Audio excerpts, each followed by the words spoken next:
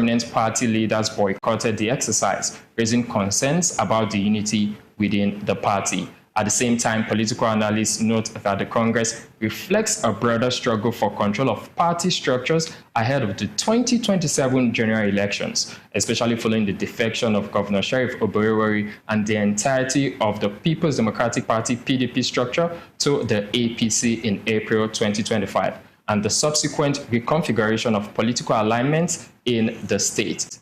To shed more light on these developments and what they mean for the APC at the national level, we are joined by an astute politician with wealth at the national level. We are joined by an astute politician with wealth of experience in the political sphere. He is the chairman, Ethiop Federal Constituency APC, and the chief advisor to the governor of Delta State, Chief Ihoyota Amori. It's good to have you on the show, sir. You are welcome.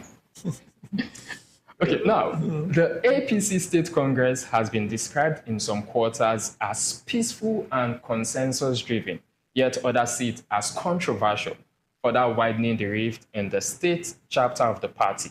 How would you assess the overall outcome? First, let me join those who describe the State Congress as peaceful. But that is the true reflection of the Congress as far as Delta State is concerned. The Congress was generally peaceful. There are 25 local governments in Delta State, and all the 25 local governments took part in the Congress, the State Congress. There was no protest from any local government in the state. They all participated fully. And of course, on that day, in March 3rd, you saw the Congress, it was a carnival. There was no dissenting voice. And when you say that, oh, some big shows were not there, there's never a time that every person, every stakeholder in a political party will be present. Some people must have one reason or the other to be absent. But majority, which I would say 99.9% of all those who were supposed to be there, they were there and participated. The local government delegates were 100%. Other stakeholders who came to grace the occasion were in majority. And when the question was put to vote or acclamation, because you were there, so that everybody applauded and accepted the consensus building by the state governor and government. So for we generally, the State Congress was a huge success, very, very successful. To date, I have never seen any group or any person who has written a petition against the conduct of the State Congress. If any, it is very, very minimal, not even to our knowledge. The executive has been elected, they've been sworn in, and they're already functioning. So for we, the conclusion is that for the very peaceful State Congress, a type that had never been witnessed before, because of the consensus that we started building right from the world to the local government and of course to the state. The same thing will be replicated when we get to the National Convention. And by the time we are done, we will know that the APC, of which Governor Sheriff is the pilot, has been very peaceful in the conduct of the congresses so far. So far, we are happy, we are grateful to God, and there's There was no single incident or any ugly incident as far as the congresses were concerned. So we are happy. This was Congress, type that had never been voted before in the state. Okay, now, sir, while you were speaking, you said there was no protest. But don't you see the boycott by some stakeholders of the Delta State chapter of the APC as a form of protest? We're talking about a former deputy president of the Senate, Senator Obioma Agege, a one-time governor of the state, Chief James Onanife Ibori, and also a House of Representatives member for the Ethiopia Federal Constituency, the person of Iriatake Ibori. So don't you see these stakeholders' absence as a form of protest? And also, the senator representing Delta now, Senator Ned Nwoko, these names, these personalities were not present. First, let me educate you more on the case of Chief James Onanife Ibori. James Ibori is not a member of APC. It's not a card-carrying member of the APC. It's what the word underlined. It's not a member of APC. It's not a registered member of APC. He had never been involved in the affairs of APC. He could be a sympathizer of APC, but he is not a member, a card-carrying member of APC. You have never underlined seen James Ibori one day in any APC function, whether it is in Abuja or it is in the Delta or anywhere. So he's not a member of APC. He could, as a political animal, have sympathy for APC. Of course, that's understood. But as I'm talking to you today, he is not a card-carrying member of APC. And he had never one day participated in any affairs of the APC. The former deputy president of the Senate, Senator Obioma Agege,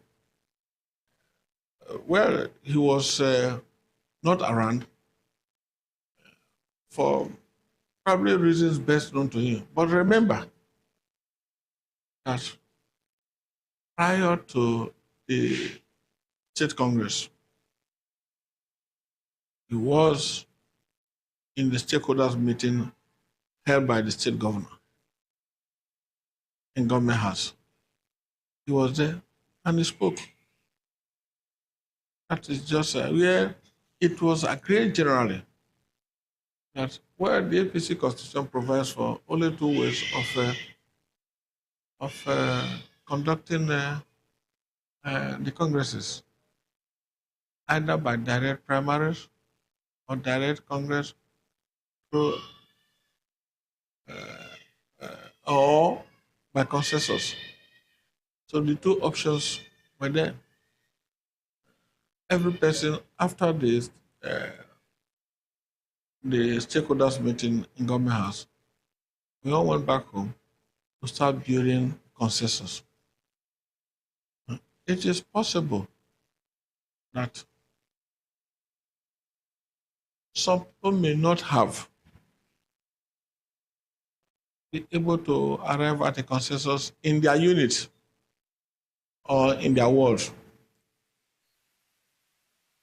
But I'm not saying that that was why he was not present.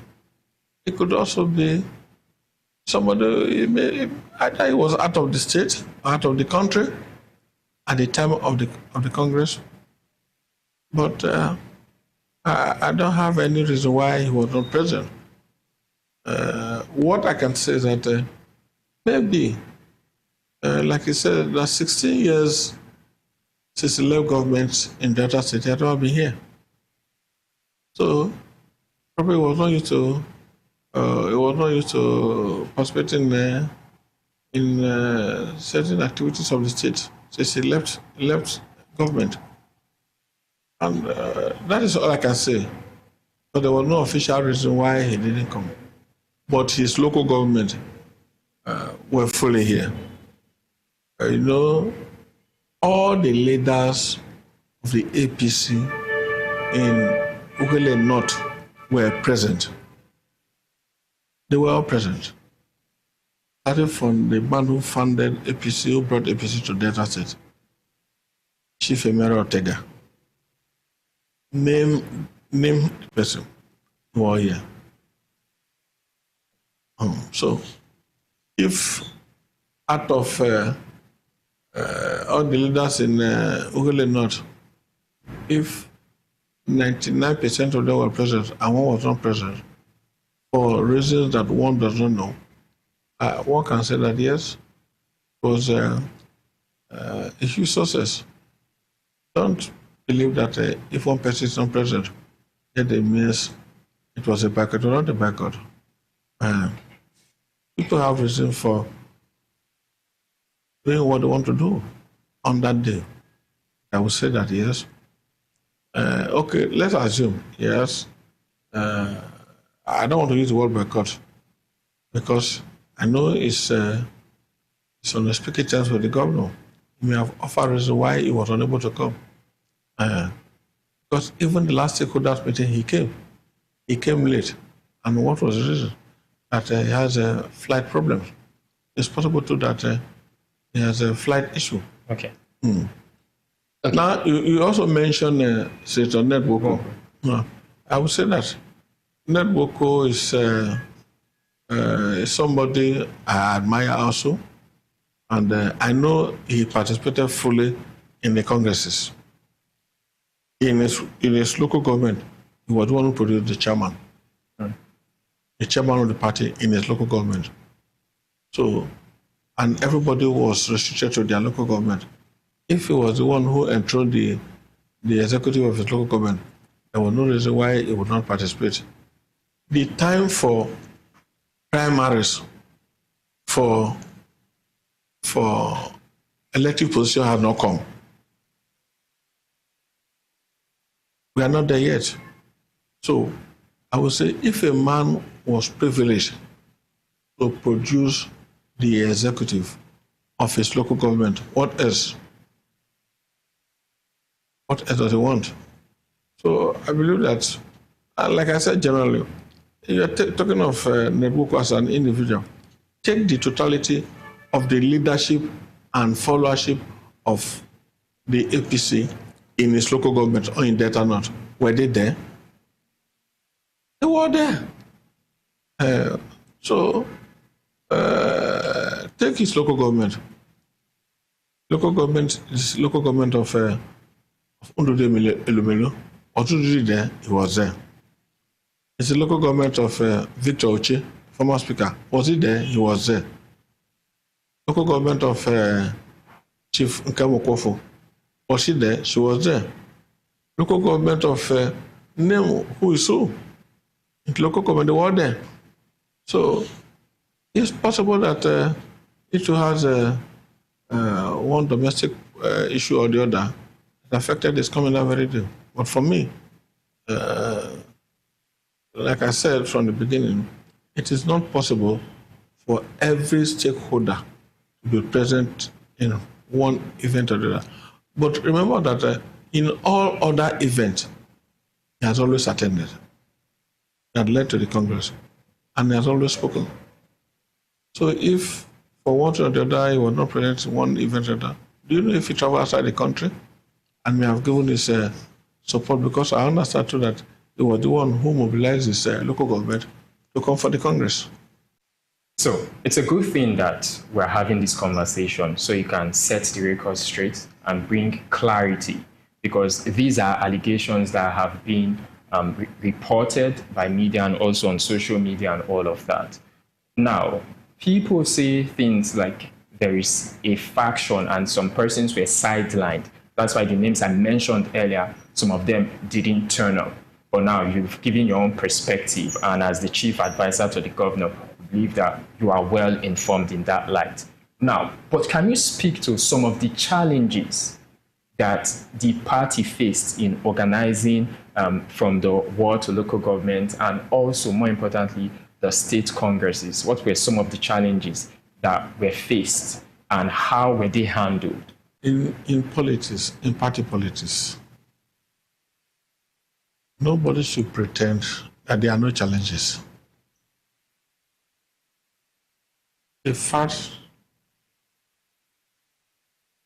nobody will, people are elected into position to be able to address challenges associated with political party organization. The challenges are there normally and naturally. They must be there. So nobody should shy away from challenges as far as party organization is concerned. And at every level, at every unit of party organization, the challenges are there. It's just like normal human being. It's natural that there is no way, because of the complexity of the nature of politics, people are bound to have disagreement. In any organization, the challenges are always there. If you have aspiration to become something, and also have aspiration to become something, because, and it is a third party that probably decide who will go among two of us. Of course, it's a challenge. The same thing happens in party organization. Because of personal ambition of individuals, and it's normal for people to be ambitious. People have different tendencies. What you call factions in politics, they are not factions. Okay. They are not factions because we belong to the same roof, but different interests. It is when this interest sets in that you call it faction. There are no parallel ESCO in the state here, no parallel ESCO. Yes, in a particular local government, people will prefer A, others will prefer B, and one of them must win. So if A wins B, what you consider as a faction, no, it's not a faction.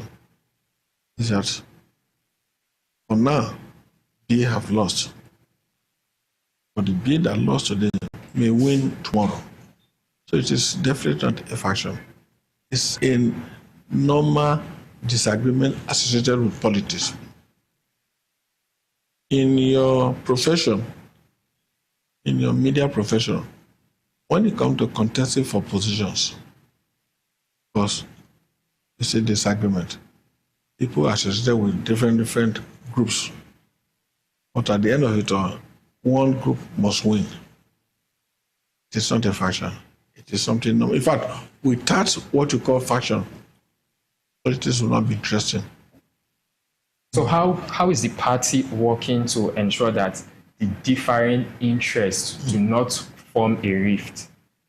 See, even rifts are necessary in politics. You can't do politics without rift. They are very necessary. There are special ingredients in politics. But nobody, it has always been like that from time immemorial to date. The rift will be there. The rift will be there. But at the end of it all, everything will culminate in the same pot. We can disagree, but eventually we agree. Don't ever expect that everything that happens in politics is to our agreement, not even the governor.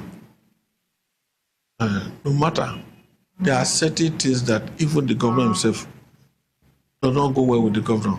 But because it is politics, he's bound to accept it. So also with individual. So it's not, don't use the word faction. Disagreement. But we disagree politically to agree politically. I love the way you stated it, that and you didn't try to cover it or play the ostrich, saying that there were disagreements and there will definitely be challenges. Of course. Now, one of the things that has been stated is the emergence of the state party chairman, President of Chief Solomon Ariyenka. Yeah. He was a former chairman of the defunct PDP. Yes. And now he's now the state chairman of the APC. Yes. Now, some persons are saying that this is just a change of nomenclature, that the PDP carried the same structure without considering former members of the APC, and they are imposing the PDP structure on their APC. Now, my question now is, with all this being said, and with the State Congress done, looking ahead to the state, is more united now than before the Congress. First of all, you must doff your hat for the governor for being able to bring together both the old APC and the new APC, which is the former PDP, together. And today, the disconduct tune you are hearing, they are very minimal, but it is expected. Now, the PDP already have a government in place where we became major stakeholder. Yes, we have a governor. We have deputy governor. We have the speaker and all the members of the State House of Assembly. This is another arm of government. So we have an executive, we have a legislature. We also have the third arm of government as a government in the state. What do you mean you also have third arm of government? Well, let me put it. See, there are three arms of government. Yes. Are you saying the judiciary is... No. See, I'm not saying that we control the judiciary. Okay. But there are three arms of government in the state. And the three arms of government, they work hand in hand. So, before now, both the executive, the legislators, and the judiciary, they are working hand in hand. It's normal. All the judges, magistrates, the judiciary, they were sworn in by the governor. But that does not necessarily mean that they are partisan. No, they are not partisan. I'm not saying they are partisan. But they are not partisan.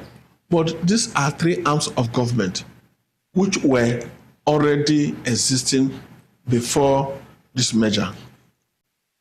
Now, this is, let me say, this is our own contribution to the merger. Okay. We have all the council chairmen. We have all the councillors. We have all the appointees, the SSAs, the EAs, the SSA, the SA, different appointees, all the commissioners. So now we have the structure. Now, when you merge, when the old APC and the new APC merge, at least somebody has contributed so much. Remember, Solomon Ariyenka was a former chairman of the PDP, state chairman of the PDP. Hear that? Yes. So let us assume all the APC, the old APC and the new APC, when they come together, one party before must emerge as a chairman. It could have gone to the old APC or the new APC. But one thing significant, which you must know, every member of the old APC were all members of the PDP, apart from one or two. The only one or two I can single out in the entire Delta State. It's probably Festus Keyamo. Every member of the old APC, all apart from Festus Keyamo, they were all members of the PDP. So nobody's a stranger to each other. They were all made by the old PDP. So we are no stranger to ourselves.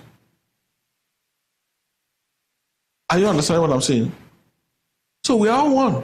Some of them probably joined the APC a month or 2 months before the entire state joined the APC. Some of them have been there from the beginning. Otega was a gubernatorial candidate. Otega who brought APC today was a gubernatorial candidate before. He was also he ran for Senate in PDP. So he has always been a member of PDP until very recently. The Sobotio, who was the chairman of the PDP, was a PDP member. Stella Okotete, PDP member. Ovioma Gay, PDP member. In fact, these are people PDP made before. All of them, name that person who was not made by PDP. So when we come together like this, we are no strangers to ourselves. We know ourselves. We can cite ourselves. So anybody can emerge as a chairman or anything. So when the Congress was done, the second was done, of course, it was a mixture of both the old APC and the new PDP. New APC. And new APC, yes, all. So nobody was shortchanged. Now, with all that has been done, how does the outcome of the State Congress position the state ahead for the forthcoming APC National Convention? Well, see, I would say the convention is just a few days away from now. But please be around on the 25th, which the Delta State is hosting for the Zonal Congress of the APC. You're going to see how peaceful it will be. But even now, the national, from what you are reading, from what you know, the consensus option is also going to take place at the national. Now, see, when we are building consensus, we are building from behind. You don't see it. It is there. Now people we are discussing amongst ourselves. We are disagreeing to agree. At the end of it all, just as we are already doing for the zona, at the end of it all, we will see that we would have built consensus among ourselves. Instead of people to start spending their money on delegates, campaigning here and there, we just, okay, between you and Onome, instead of two of you fighting and spending your money to campaign here and there, let one of you go. We just appeal to you. What I was saying really is that for the emergence of the state chairman, Solomon Aranka, and the state executive, there was a proper stakeholders meeting. I can make sure all the Burubebe, the Moche, they were all there. Name it. All the APC stakeholders, both elective and leader, they were all there. And we debated it, we discussed it. The minister was there, Festus Keyamo was there. Name it, downstairs, they were all there. At the end of it was, we came to the conclusion, it was not easy, but yes, we came to the conclusion that, this is where the chairman should go, this is who the chairman should be, this is this position should go to the south, this should go to the north. You, those of you from the north, go and bring your people. Those of you from the south, go and bring your people. Those of you from the center, go and bring your people. And at the end of it, we submitted the names, and we did all the crossing of the T's and dotting of the I's. Before, that is what we call consensus, before we came for the Congress. And at the end of it, when the names were announced and put to vote, of course, the I's have it. So that's how you build consensus. Instead of boxing yourself, spending your money, campaigning here and there for delegates, transporting delegates to the venue, and oh God. So we believe that the option of consensus is better for us than the direct primaries. Because direct primary, every registered member of the party must participate in direct primary. Now, you've giving us hint of how prepared Delta State is for the national convention, beginning from the zonal level, which comes on the 25th in Delta State now. The governor also has charged party members, talking about Right Honorable Sheriff Oboroi, to look towards total victory for the APC in 2027. What strategies are being put in place to achieve this? You see, in any examination, it is not the day you write the exam that you really pass the exam. It depends on your degree of preparation. When you prepare well, what you do on the day of the exam or before the exam is just mere revision. Today, as of today, all these consensus that we have been building ever since, the way the party has been organized, all the small disagreement, the way they've been properly addressed. See, we are now having one mind to go into the election. Once you are able to mobilize the people, mobilize their conscience, and the governor on his own is doing his best in terms of infrastructural development of the state, a man that has turned the state into a construction site, commissioning here, commissioning there, one can say yes, everything humanly possible has been done by the governor. People are happy, at least to a large extent, unless something beyond what we can control. If the party is properly organized as it is today, the governor is doing very, very well. The man is demonstrating his street credibility. And because this spirit of consensus that we are building now, we are going to use it up to the primaries. And once candidates emerge, our campaign will be very minimal. We just tell people that if you know we have done well for you, for the state, please vote for us. And they will vote for us.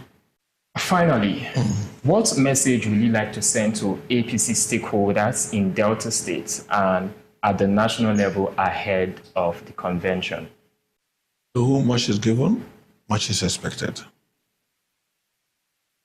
The state today, I would say the governor has done very, very well. He needs our support, full support, and our prayers. The federal government wants to see our own contribution, not only in terms of oil and natural resources to the purse of the national, but also the quantum of vote we're able to generate for the president and all our national candidates.